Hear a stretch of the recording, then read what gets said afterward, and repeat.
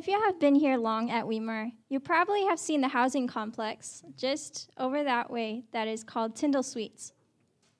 This housing complex was named after John H.N. Tindall, who was a pioneer in city gospel medical missionary work. John Tindall held 12 gospel medical missionary campaigns in 12 years and later started a field training school for medical missionaries. In this presentation, I will discuss the testimony of John Tindall's city campaign work. For this research, I looked at historical documents, letters, and reports from writers such as William Dysinger, W.D. Frazee, Dave Fiedler, Norman Gulley, James and David Lee, Calvin Thrash, the Southeastern California Conference, and John Tindall's own works. Several of these were already compiled by Dave Fiedler, and others were found separately. So, who is John Tindall? John Tindall was born in 1880, and when he was growing up, he began to turn away from God when he learned about the immortality and hell when his younger brother died. And by the time he was in college, he became a staunch atheist while studying law in college as he associated with various free thinkers. However, during a gold mining venture in California, Tindall was converted by an Adventist man who kept the health message and helped Tindall understand the love of God. Then, Tindall decided to attend the medical missionary program at the Loma Linda College of Medical Evangelists, and here he became passionate about the medical missionary work. At the same time, developments were forming for a greater promotion of health evangelism in the work of the church. Ellen White was given a vision on February 27, 1910, that called for an entirely new method of gospel work. She saw the burden of unworked cities as a living reality. She saw that companies should be organized to go 2 by 2 from city to city to reach the people, and that all workers should meet on occasion to relate experiences, pray, and plan on how to reach the people quickly. The work should spread far and be completed by many instead of focusing in on one location or in a few hands. And everyone is called to work the cities. People, ministers, physicians, and everyone who professes to believe the truth. Ellen White wrote, "I must write these same things over and over. I ask not to be relieved. As long as the Lord spares my life, I must continue to bear these earnest messages." And we can see that this vision was very urgent. Well, in response to this vision, John Burden, who is the business manager at the Loma Linda College of Medical Evangelists, came to John Tindall to ask him if he could pilot this kind of evangelism in a health message and gospel combined campaign. John Tindall had just graduated from the medical missionary school at Loma Linda. Well, Tindall agreed, and the first location that was chosen was San Bernardino. Previous evangelistic campaigns here had been fruitless. It was almost a byword in evangelism for soul winning because there was absolutely no results. And most of the efforts that had been done were mostly evangelistic methods. There were a couple that had some health talks, but they didn't really have any effects. Well, Tindall came in and he decided to do something different. He started with relatable health lectures and practical cooking demonstrations by nurses to use as the opening wedge for his Bible evangelism meetings. And as they did this, they had practical demonstrations. They had also free consultations and visitations to people and were able to offer services. And this actually caught the interest of a popular ladies' club that happened to be right next to the empty lot where he had set up their tent. She asked more about it, and after he had come with his nurses to present, the San Bernardino newspaper was interested and actually opened up columns free of charge for him to advertise the campaign. It's a wide difference already from what we saw before in San Bernardino. Also, there was a wealthy businessman that was there who wanted to accept the truth, but he couldn't because he had to give up smoking. John Tindall sent a male nurse to stay with him, and until he could overcome the habit. He was converted and baptized, and later he gave $10,000 to Loma Linda with little or no interest. And these are totally secular people out there completely responding in a totally new way to what the Adventists are doing.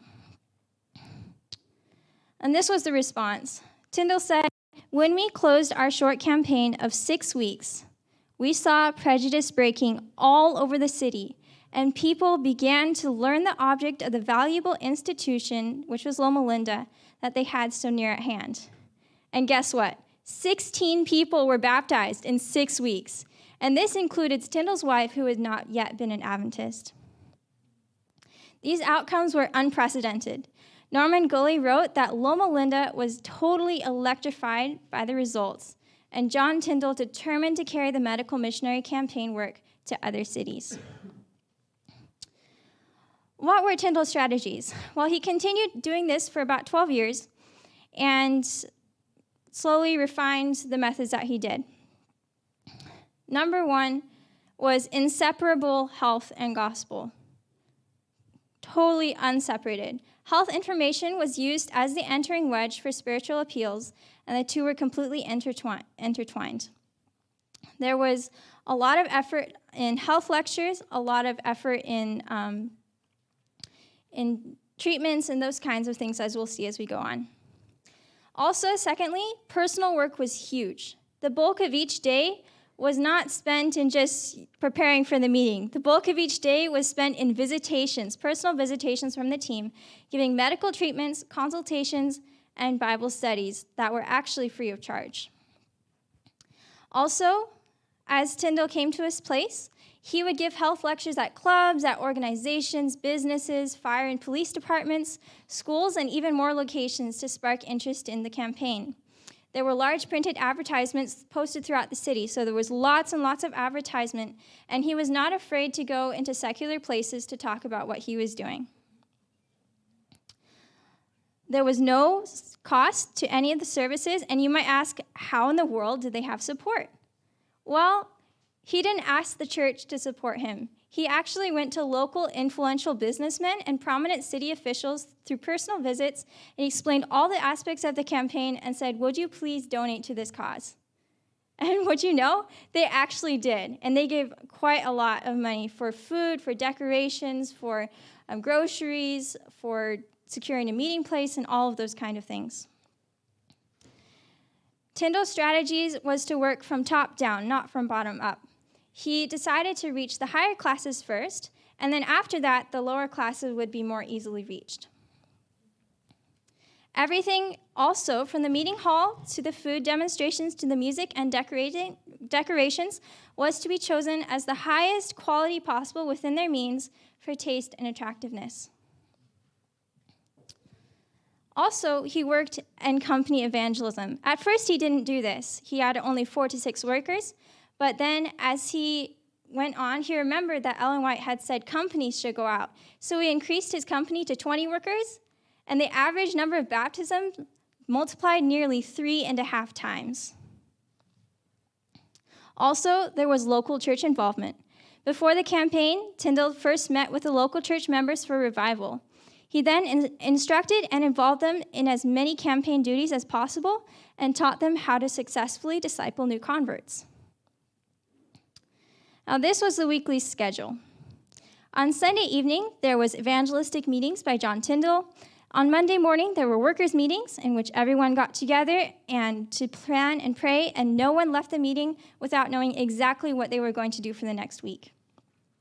On Tuesdays and Thursdays, there were medical lectures with demonstrations by physicians as well as nurses. On Wednesday evening, there was a question box and personal interviews with the evangelist. On Sabbath morning, there were Sabbath services that people were invited to as soon as they expressed interest.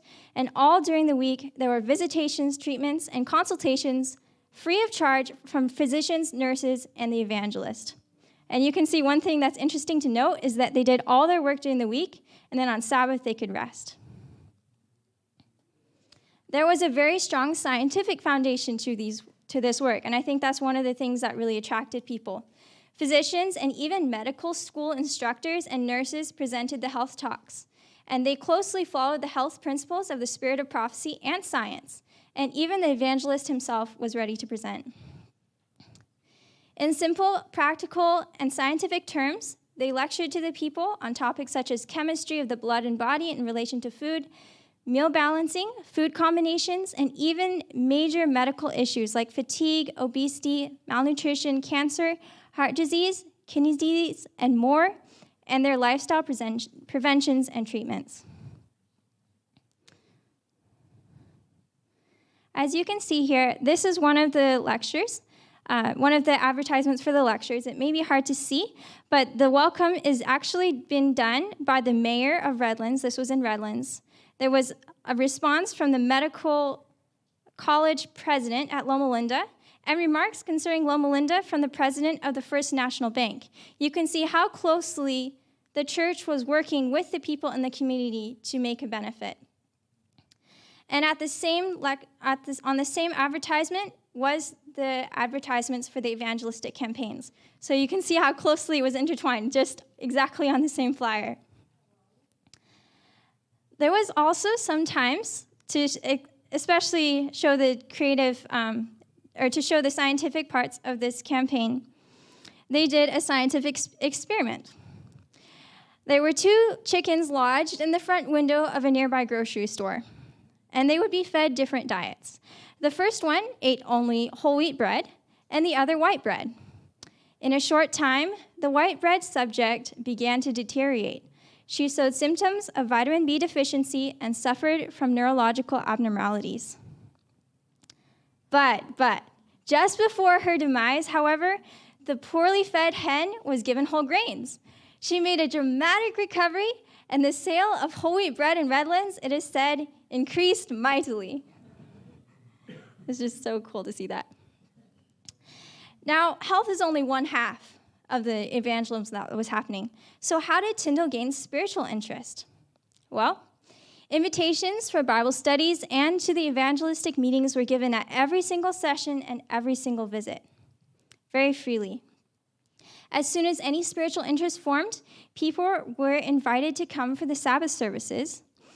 And as soon as that developed enough and Bible studies started happening, the Tuesday and Thursday health lectures started to be dropped partway through the campaign to make room for baptismal classes once there was a big enough group. And now Tindall spent time with the converts every single night, a large or a small group. And as soon as a group was ready to be baptized, as much of the city as possible was invited to witness the baptism. That's amazing. You can see, again, how much there's just so much openness and how much he was able to just involve this community so much. And what about the numbers? Well, there were between 16 and 203 baptisms per campaign, with many that were 60 or 100 plus. And there was a 75 to 90% retention rate, which is practically very hard to hear of. And even though there was so many baptisms, John Tindall carefully worked with those who desired to be baptized, making sure they were grounded before they committed. He taught them very directly on the sacredness of every part of health reform, Sabbath keeping, tithe paying, and witnessing to neighbors. Through these campaigns, prejudice to the Adventist church melted away as people saw that the Adventists weren't out to evangelize them, but to help them. And even as Tindall walked throughout the streets, people in the streets, including traffic officers, fire department officers, college bands, motormen, and more, as soon as they saw him, they saluted, they waved, they thanked him for the lecture he gave last night or something. They were so very open to them. Even some editors of the local newspapers who heard of the lectures opened their papers for columns about the health message and were willing to print about Adventist doctrines in their secular newspapers. And to top it off, the campaigns, you might be worried about, there's not going to be enough money. The campaigns paid for themselves and with more in return. Return of tithe significantly increased after campaigns. and plenty of donations were offered from secular individuals and even those of other religions. Now, I want to share just briefly a testimony of a lady that came to visit the headquarters of the mission in Terre Haute, Indiana. She was the editor of this Tri-State Society paper, and she wanted to know all about the work that was being done by Tindall. So she was given a full opportunity to see everything. And when she was satisfied, this is what she said, really similar to the Queen of Sheba. "We have heard of Adventists, but we have never seen Adventists like these. This is the most beautiful representation of the life of Jesus and his loving ministry that we have ever seen." Wow. The gospel and health are inseparable. When they are separated, it is the greatest evil. Ellen White, it's the greatest evil that could ever result. But when they're together, things you couldn't even imagine would happen do happen. Ellen White wrote that medical missionary work is the gospel in practice, and as the Lord has declared, is never, never to be separated from the gospel ministry. Bible, science, and the health together make a huge impact. And who will carry on the work? Will it be us? Thank you so much, Lilienne. Do you have a question for her? Somebody has a question? Yes, there is one. What impacted you most from your studies on this person? What impacted me most?